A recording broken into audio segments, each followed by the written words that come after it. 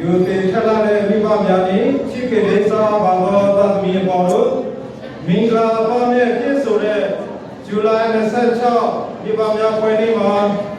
မိဘတွေကိုဖျားရှိတဲ့ကောင်းချီးတော်များစေခံစားရပါစေကြောင်းဥစွာဆုမွန်တောင်းပေးလိုက်ပါတယ်။ဒီအပြင်ကိုယ်ပွဲကောင်းလာတဲ့ဆောင်းပေါင်းလေးခုရှိပါတယ်။အဲဒီဆောင်းပေါင်းလေးဟာမေတ္တာစေတနာခြင်းနာမေကိကွာဆိုပြီးတော့ရေးထားပါတယ်။ကျွန်တော်အနေနဲ့အဲ့ဒီဆောင်းပေါင်းလေးဟာမိဘတွေမှာပိုင်ဆိုင်ရမယ့်အရာတွေဖြစ်ပါတယ်။မိဘတွေဆိုတာတောင်းကြီးလာပါတယ်။အထူးဖြင့်သာသမီတွေပေါ်မှာဆောင်းပေါင်းမှာရေးထားတဲ့အတိုင်းပဲမိသာသမီတွေကိုမေတ္တာထားရမယ်။မေတ္တာဆိုတာညရတယ်။သာသမီတွေကိုခွဲခြားဆက်ဆံမှုမရှိတဲ့တိုးတက်အောင်မြင်စေချင်တဲ့စိတ်ရှိရမယ်။သာသမီတွေပေါ်မှာစေတနာထားရမယ်။သာသမီတွေအတွက်ဆိုရင်အကောင်းဆုံးစိတ်ရည်စေတနာနဲ့ပြုစုရမှာဖြစ်တယ်။အကျဉ်းသာဆိုတာကမိမိကိုယ်ကိုယ်တနာကျင်တာတို့သာသမီကိုတနာကျင်တာထားရပါမယ်။မိမိကိုယ်ကိုချစ်တဲ့ကဲတော့ချစ်ကြပါဆိုတဲ့ခေတ်ခရစ်တော်ရဲ့စကားထဲမှာ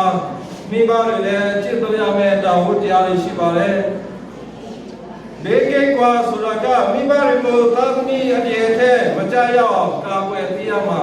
မိဘတွေရဲ့တာဝန်ရှိပါတယ်။သာသမီဘက်ကနေလည်းမိဘတွေပေါ်မှာဝတ္တရားတွေရှိပါတယ်။မိဘတို့ယုံကြည်ခြင်းကိုပြုလို့ဆိုတာကကြားခေရဲ့ပညာတော်တွေမှာရှိပါတယ်။သာသမီတွေဆိုတာမွေးမိခေခြေဖက်ခေစော်ကားဖို့မဟုတ်ပါဘူး။ယုံကြည်ဖို့နာခဖို့ဖြစ်တဲ့မိဘတွေကိုမနာခံတဲ့သာသမီမိဘတွေကိုမယုံကြည်တဲ့သာသမီမိဘတွေကိုစော်ကားမိတဲ့သာသမီတွေဟာအများကြီးဘဝမှာမလာပါကြပါဘူး။ပျက်စီးယူရတဲ့ဘဝထဲမှာရောက်နေကြတယ်။ဘာဖြစ်လို့လဲ။ကျေးဇူးရှင်မိဘတွေကိုမိဘနေရာမှာထားကြလို့ပဲဖြစ်တယ်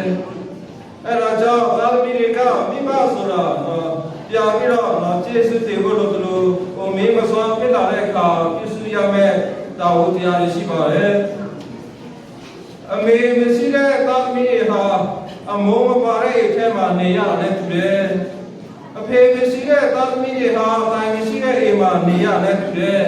။ဘလို့မှဘဝမှာလုံခြုံမှုမရှိပါဘူး။အဲဒါကြောင့်မိဘတွေကိုကျေးဇူးတင်ကြပါ။ကျေးဇူးတင်တယ်ဆိုလို့ရှိရင်မိဘတွေကိုယုံကြည်ကြပါ။လေးစားကြပါ။အထူးဖြင့်မိဘတွေကိုနာခံကြပါ။